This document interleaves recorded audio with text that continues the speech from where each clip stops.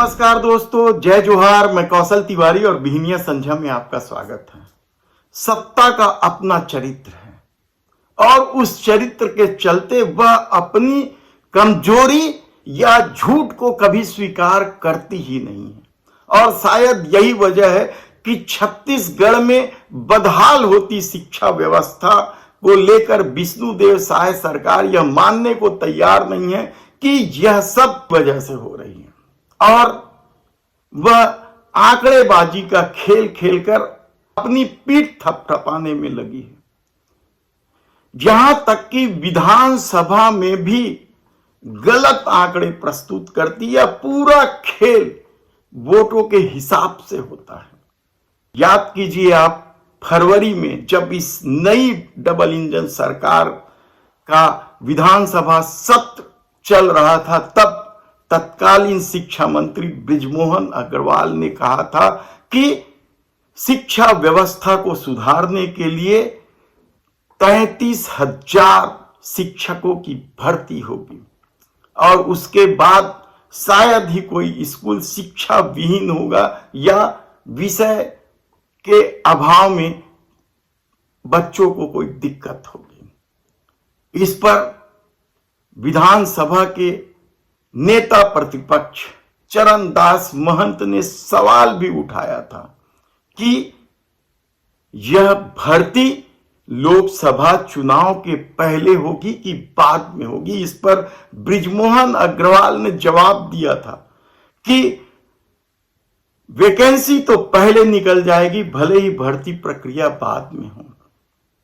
लेकिन ना तो वैकेंसी निकली और ना ही आज तक भर्ती प्रक्रिया ही शुरू हुई। वित्त मंत्री ओपी चौधरी ने वित्तीय संकट का रोना रो दिया। यानी यह तय हो गया कि इस सत्र में 33,000 शिक्षकों की भर्ती की कोई योजना सरकार के पास नहीं है। बेरोजगार बृजमोहन अग्रवाल की बातों में आकर भले ही लोकसभा में भारतीय जनता पार्टी को 11 में से 10 सीटें जिता दी हो, लेकिन उनकी भावनाओं का राजनीति में कोई स्थान नहीं और न ही सत्ता को इस बात का भय है कि लोग नाराज होंगे।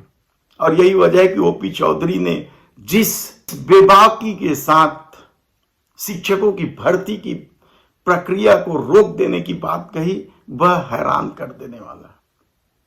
लेकिन सरकार ने भर्ती तो शुरू की नहीं, बल्कि युक्ति युक्तकरण के नाम पर नया खेल शुरू किया गया। और जब इस युक्ति युक्तकरण के खिलाफ समूचा शिक्षक संगठन खड़ा हो गया, पालक खड़े हो गए, तो यह युक्ति युक्तकरण की प्रक्रिया भी रोक दी गई।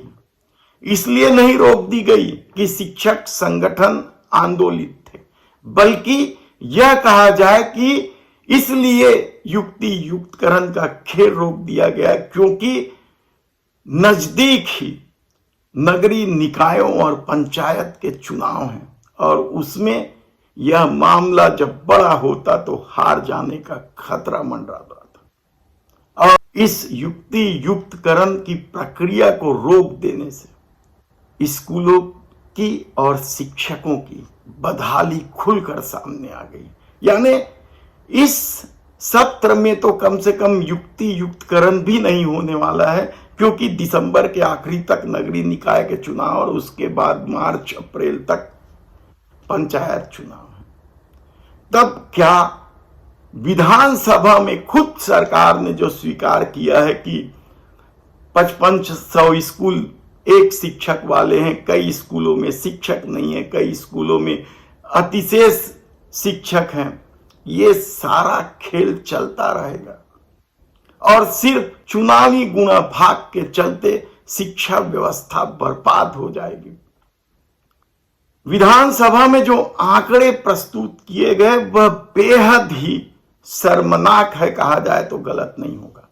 हालांकि सरकार कह सकती है कि हमने जो आंकड़े प्रस्तुत किए हैं वही राष्ट्रीय औसत का आंकड़ा है। दरअसल सरकार ने विधानसभा में आंकड़ा प्रस्तुत करते हुए कह दिया कि छत्तीसगढ़ में राष्ट्रीय औसत से बेहतर स्थिति में शिक्षकों और छात्रों का अनुपात है।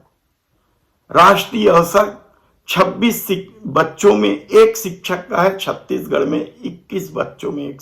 लेकिन हकीकत क्या है? हकीकत यह है कि इस आंकड़ेबाजी में निजी स्कूलों के भी शिक्षकों को जोड़ दिया गया, जबकि सरकारी स्कूलों का आंकड़ा राष्ट्रीय औसत से बदतर स्थिति में है। करीब 5.5 लाख बच्चे शिक्षा ग्रहण कर रहे हैं और केवल 1,80,000 शिक्षक ही छत्तीसगढ़ में है। इस लिहाज से यदि राष्ट्रीय औसत की तुलना की जाए तो छत्तीसगढ़ बदतर स्थिति में खड़ा नजर आएगा। लेकिन यह आंकड़ेबाजी का खेल है ताकि लोगों को बरगलाया जा सके।